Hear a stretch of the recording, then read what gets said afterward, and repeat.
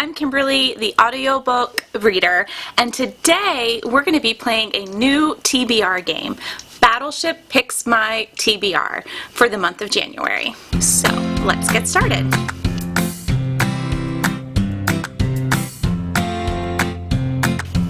Okay, one of the things that I enjoy every month is looking at all of the different TBR games that are on BookTube, and it just looks like fun trying to figure out different books for different prompts, and you know, just everyone having their own game and their own rules, all about that. So I decided I wanted to start my own TBR game for this year, and I don't think I've seen anyone do Battleship TBR. Well, I can tell you for sure I haven't seen anyone do Battleship TBR. Whether or not someone has and I haven't seen it, that I don't know. But either way, I thought this would be fun. So this is how I was going to play. I have put down my ships onto the board. I've added an extra ship onto the board just to give myself more chances of hitting a ship. And what we'll do is use a random generator to pick a letter and then to pick a number. And so say we did C6, then I will have a hit on the ship. And then read the prompt for C6. If I get, say, like B10, there's no ship here, but there's still a prompt. Now, to make it a little fun for myself, I figured every time I get a ship hit, then I will add an extra generator of numbers that I would have to do. And I will do that up to 2 times, just because if I end up doing it 5 times, and I want to make sure I can actually read the books. The other thing is I'm going to be doing 5 picks originally to see what books, so that means that I would have at least 5 books to read per month. Again, since I'm so new at this, I just want to make sure I'm setting myself up for success. We'll see how it goes. It'll change. But the other thing is, once I hit an entire ship and it sunk, then I think at that point I will give away a book to someone, either off of your wish list or maybe an Audible or Libby credit, or not Libby, but one of the subscription credits.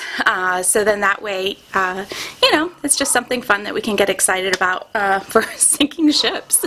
So with that being said, let's get started. I got myself a pen and some paper, and let's go ahead and generate 5 letters and 5 numbers, and then we'll go ahead and play them on the board. After that, we'll see if we need any extra generated numbers and letters.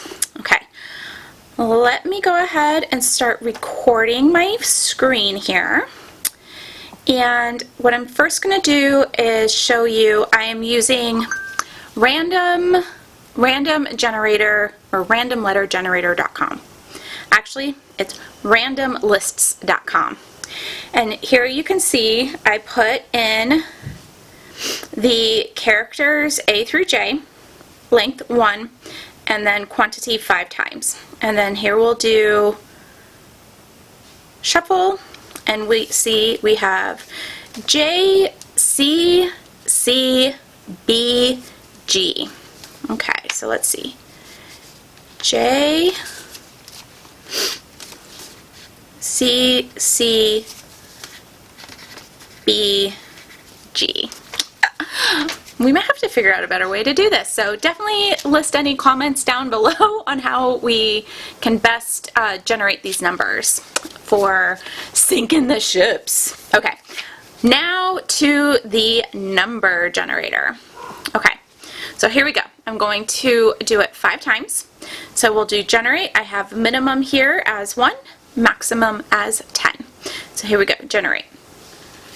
Ooh, we got a 10. So J10 is our first one. Okay, let's generate again. 3. 3C.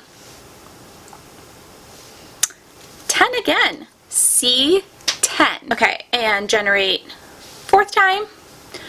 B9. And for our 5th one,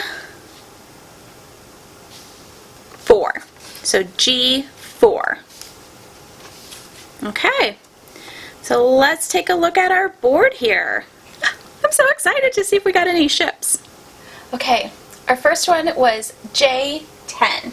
So let's see here. We're going to go to J10.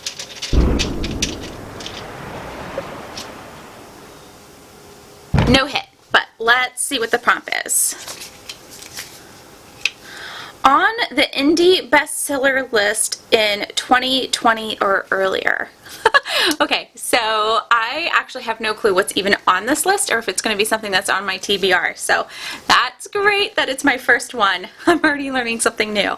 So give me a moment. I'll be right back. Let me take a look at what is on the list and let's pick book number 1.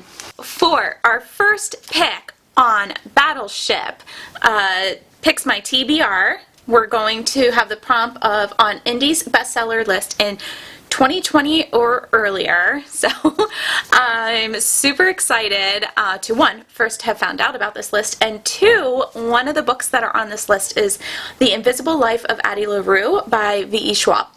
And Julia Whelan is the narrator for this book, and I have actually listened to a few other of her books that she's narrated.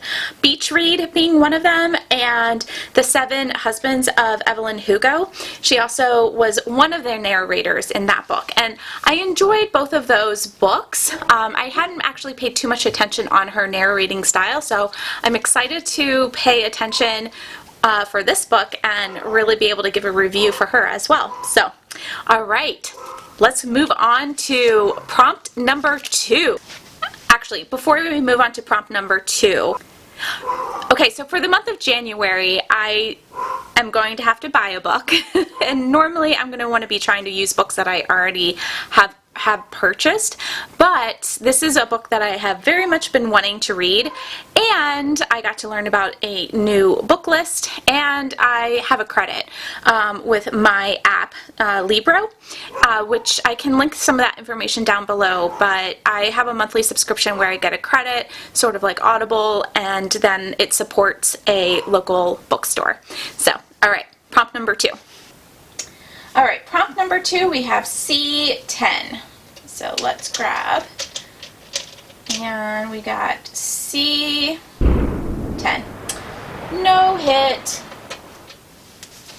Okay, C10, no hit, but let's look at the prompt. Ooh, we have a door stopper. Over 500 we also have a tongue twister. We have a tongue twister door stopper. C10, it's a door stopper.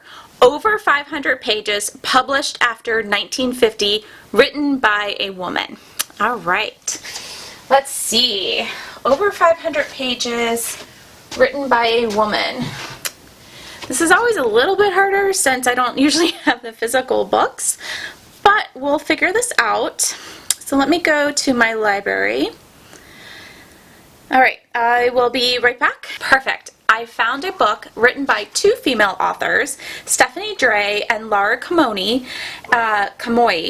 and it is My Dear Hamilton, and it is over 600 pages. I went on Goodreads to look, so definitely meets the prompt, and I've owned it for a little while. I think I bought it when it was on sale, and I wanted to listen to it, but I've just never kind of pushed myself to do it. So yay, I'm excited that we have book number 2.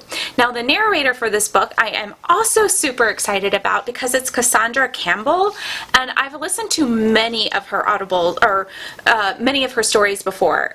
There's at least 9 that I can think of. Everything I Never Told You, The Lilac Girls, The Help, The School of Essential Ingredients, and the sequel to that, The Lost Art of Mixing, The Women Who Smashed Codes. Oh, loved that book so much. What Was Mine, Where the Crawdad Sings, The Immortal Life of Henrietta Lacks. So I don't know, maybe I'll do another video on just talking about those books and how she narrated them, because some of those books I enjoyed immensely and others I didn't love quite as much, which makes me excited to know that it wasn't because of the narration, and I think I actually liked the other books that more because of the narration. Does that make sense? Anyways, let's go to number 3. I'll put down my pen. Making notes here. Sorry for the dogs. They're just going to keep barking. Okay, so for prompt number 3, prompt number 3 was actually C10, and prompt number 2 is C3. So let's go to prompt number 2. Prompt number 2 is C3. Going back to C3 for our prompt, and we didn't hit a ship yet. I kind of hope we do. I don't know. I know that means I have to have an extra book, and I already have a couple of big books on my list for the month, but that's okay. All right. C3. Read a book by or about a refugee. All right, that's a good one. I can think of several that I've read already that I really enjoyed, but I don't feel like rereading them. So give me a moment and let me find one, and I'll be right back. So I found a book for read a book by or about a refugee, and I decided to go with Little Bee, or it's also known On the Other Hand, by Cleave. The narrator is Flosnik, and it's about 10 hours long, so we'll see how that goes. It's a dual narrative about a Nigerian refugee and a British magazine editor. That's all I know. I've never actually heard about this book, so I'm kind of excited, a little bit nervous. Looks like it has some mixed reviews, but I don't know, so we'll see how that book goes. Also, the narrator, I've never heard her before. I don't think I have listened to any of her books, so we got 2 new things for this prompt, so yay. All right, moving on to prompt number 4, and that is B9. B9. Oh, so close. We got some water on the ship, but no hit. Oh, I was kind of hoping we would hit one. We'll see, maybe. Maybe the next one. Okay, so B9. Meg pick. Okay, so this is one of my best friends from, let's see, Meg pick. Okay, so Meg is one of my best friends from ever. Like, we've grown up together. And when in my first video, I was going to talk about this, but I ended up not talking about it. But Meg and my other really good friend, Robin, are both avid readers. And I was always a little jealous in high school that they were able to read so many books. I don't know if jealous was the right word, but kind of. Either way, there were so many books that they would always talk about, and I just couldn't keep up with them. And one of them being Anne of Green Gables. And so anyways, so another reason why I'm so happy that audiobooks have become so much more accessible. But anyways, Robin, Meg, and we text message each other about different books at different times. So I will text her and see what book she picks for me to read. I'm not going to give her any suggestions. I'm just going to see what she says, because I always love reading suggestions that she has. So I will put that book right here. Look at that. Ooh, I'm excited. Or I'm sure I will be. So, all right. So prompt number 5 is G4. Let's see if we hit a boat. Okay, so G4.